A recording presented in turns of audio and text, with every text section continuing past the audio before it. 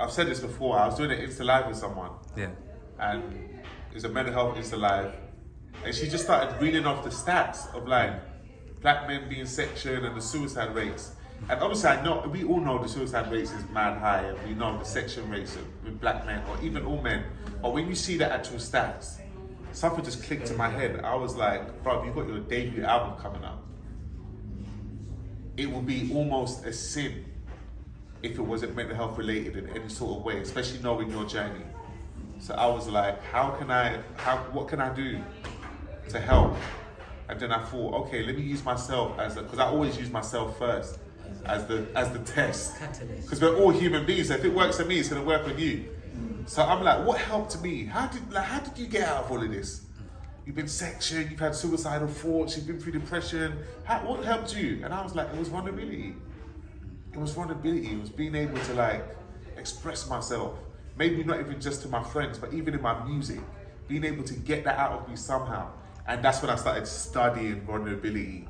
And I was like, okay, let me see what vulnerability means. And then I saw a video where it was like, the word vulnera in Latin means wound. And ability is your ability to go into your wound. Do you know what I mean? So that's what vulnerability is, your ability to go into the stuff that hurt you. Internally and fix it. And I was like, okay, that's what I've been doing in my music. When I'm making songs like self-love, single mothers, I'm going into those wounds and I'm like fixing it. So I was like, if I could get people to see how cool it is to go into your wounds, even though it might hurt, but the person you'll become on the other side of it once you fix it, that would be a beautiful thing. So I was like, all right, cool. How do I start that? My music. Music's the best way. Let me show people throughout my songs of me going into my wounds. Going up on that. Yeah. You know what I mean? And then and that's what I did. Yeah. And vulnerability is the cool's hair. Vulnerability is the new cool's hair. Vulnerability is the new cool. I promise. Last one and we get out of it. Yeah, go on. All good, yeah? All good. Like, this one just came up in my head. Just a quick one, yeah? Like, once again, we spoke about this. I feel like this one is very, very important to let certain people know once again in terms of like balance, like what we spoke about, your music and your mental health work, you get me? Like for those people who, obviously, like I said, who might see you do the work they do for mental health, and now you're dropping an album, and some of them might be getting a bit confused, like, right, is he letting go of the work? Is he gonna start getting back into music properly? Like, what is really going on? For them kind of people, for those kind of people who are maybe a little bit confused right now, like, what's really gonna be going on? Is he gonna do more music or whatever? Like, before we literally go, what message would you have for those people? If you go on Netflix and you start, there's a season 1 to 7, and you start on season 7, what's the best thing for you to do? Start from season 1. You gotta go back. To go back from 1 and then work your way up. You gotta catch up. You can't. I know you want to be on season 7. I know you want to be on season 7 of your branches because that's what they're all talking about now. Oh my God, vulnerability is really cool. You want to talk about? You gotta go back because you don't know. You won't be able to get the jokes they're talking about because you missed the other seasons. Do you know what I mean? So it's like, don't forget, vulnerability is the new cool start. So what's the first song? Vent 4. So if you ain't heard Vent 1, Vent 2, Vent 3, Vent 4, you don't know. You're not there. You don't understand why it's such a celebration that I've got to Vent 4. You didn't hear Vent 3 where I was talking about my mom having cancer. You didn't hear Vent 2 where I was talking about not knowing if the generation's gonna like my music. So like you won't know. So to those supporters, I'll say go back and everything's there.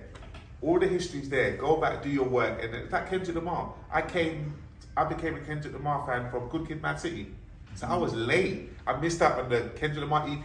I missed out on Overly Dedicated. I missed out on Section 80. I had to go back. You had to go back. And then when I did my homework and I got to Good Kid, I was like, oh, I appreciate got the whole picture. I got the whole picture. So like, if anyone's seeing me now thinking, oh my God, I just saw you do a TED Talk. I love your talks. What's music? Where does music come from? When are you doing music?